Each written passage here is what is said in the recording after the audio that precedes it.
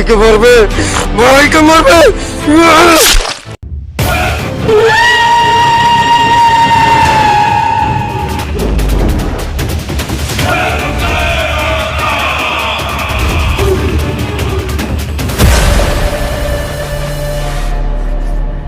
छोटे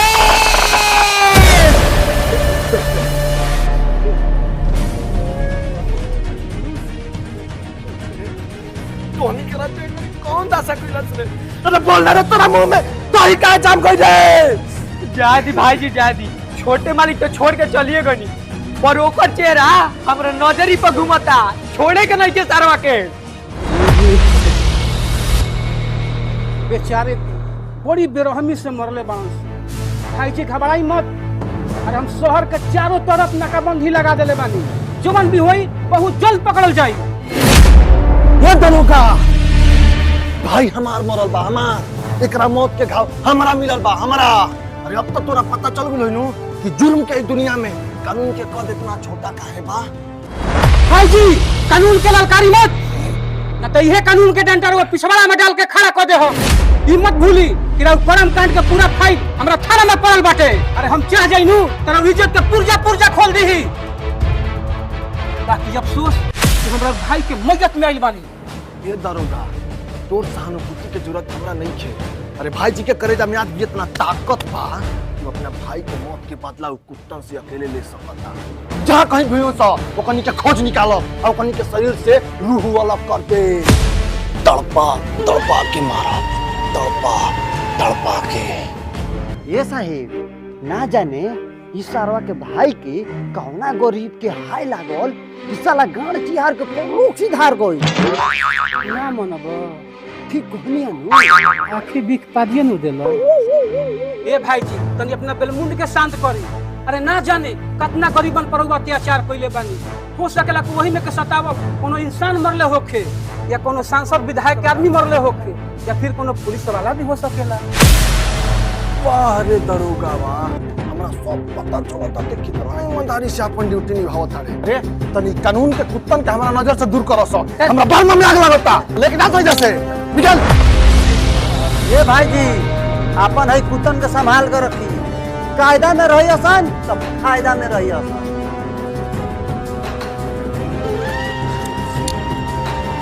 कितना बुरा तरीका से मरलन सर हमरा भाई के। हमरा बहुत अच्छा से पता बा कि काम कौना के हटे। जब तक उस सरवन के नरक के दर्शन ना कराई तब तक अपना भाई के चिता की आग ना दे। निकाल गाड़ी, गाड़ी निकाल, निकाल गाड़ी।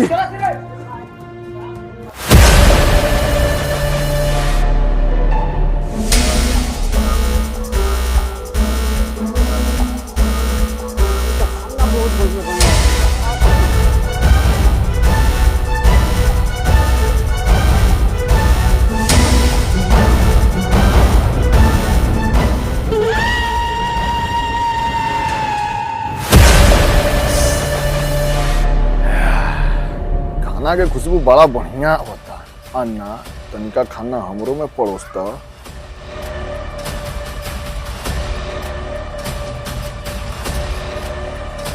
हमारा घर में बिन बुलाए मेहमान के भी खातिरदारी करते हैं।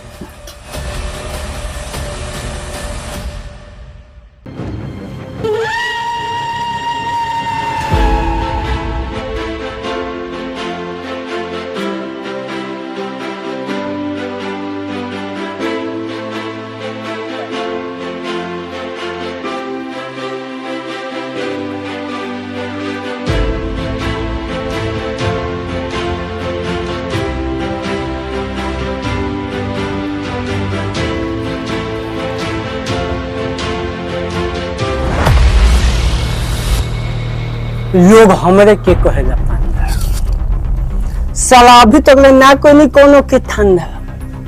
भाईजी 20 साल के दुश्मनी हमारा तोहरा बीच में, तोहरा ये आवे के मकसद तो कुछ खास होई। ये पांडा लोगन के मरला के बाद चिता में रखल जाला, लेकिन ते पहला इंसान होके जो जियते जी अपना चिता के अंदर मौत के जनाजा देखबे। जे तरीका से हमार भाई मरल बानू वही तरीका से तोरा साथे साथे तोरा पूरा साम्राज्य के वही चिता में जला के राख कर दे। भाई के मार के जंग के आगाज ते कैले और खत्म करा के हम करब। चलो सरे।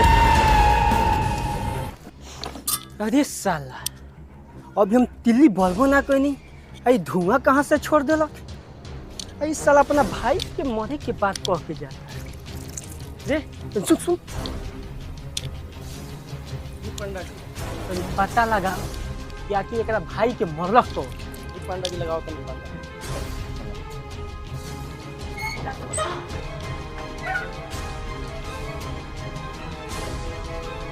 पंडा जी जौन ओकरा भाई के मरले रहे ओकरा के लेके आ गइल बानी।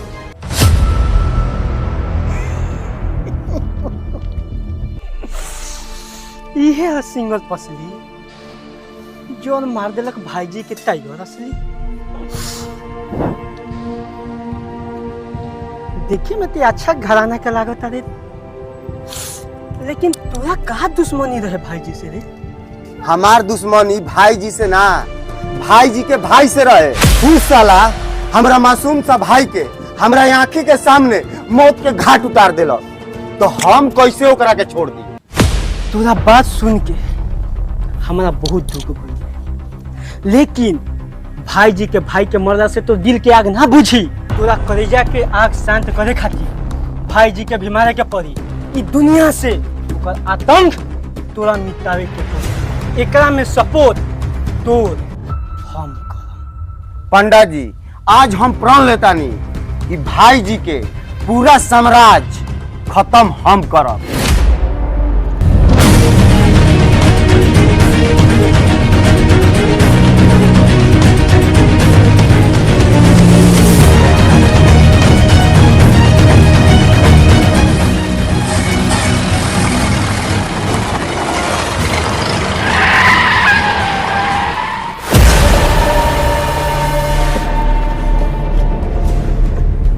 ये कौन हरे सरवा जोन हमरे मिल पे आके धात जमैले बा? भैया जी उहे सरवा ह जौन और भाई के मरले बा। तेरी माँ की तो तकलो के बड़ा सा मार के झाड़ दो सरवा के।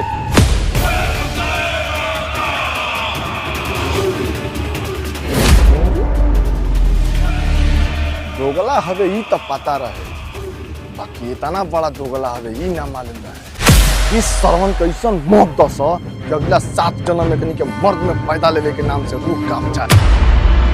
दुश्मन हमारे द्वार पर है, स्वागत करो सालों का धूमधाम से। मारता साले के।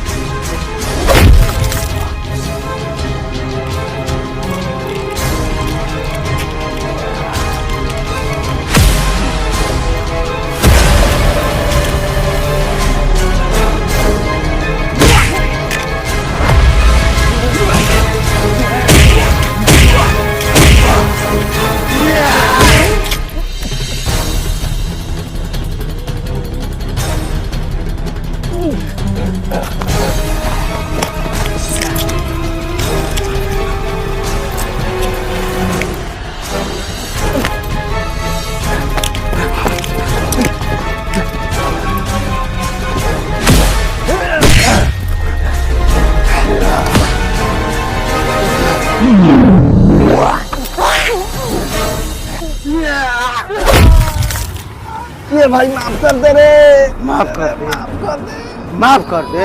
अरे साला तोरा चलते कितने मासूमन के घर उजड़ गई। तोरा चलते इस शहर असुरक्षित बा और ते जी के का करबे रे?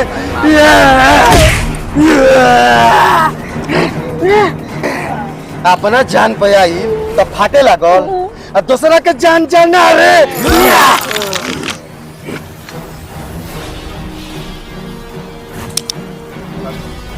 भाई जी राजा किंग मेकर, अरे साला हमारा तोरा बीच में एक ही चीज के फर्क बा। ते साला बोल के प्रयोग करिए, हम अपना बुद्धि के लवारिस कुत्ता के तरह और धरती पर तोरा के मार के पवा देनी। आज से इस शहर के राजा हम बानी हम।